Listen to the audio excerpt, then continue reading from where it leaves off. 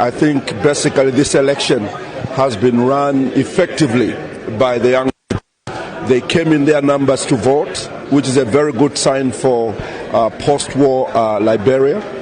We also saw them participating heavily in the actual running of the election as officials and NEC officials. And we think that it's the right direction that this country has taken.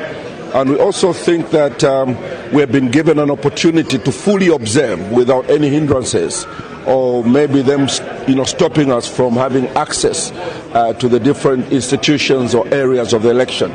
So we think those are positives. All we can say to the Liberians is that we commend you as a people for the manner in which you handled yourselves yesterday during the day of election. But we would like to urge the Liberian people to continue with this spirit beyond the election day and ensure that they sustain the peace and the unity that we enjoyed on the elections day, so that peace can become part of their capital to develop their nation and to unite this great nation and be an example in West Africa as a nation that believes in democracy. Let me make something extremely clear. The moment the African people start to lose confidence in electoral processes, that is when you start to see the rise in military coups, which we don't want on this continent. It is therefore critical that leaders across this continent take democratic elections as a major issue.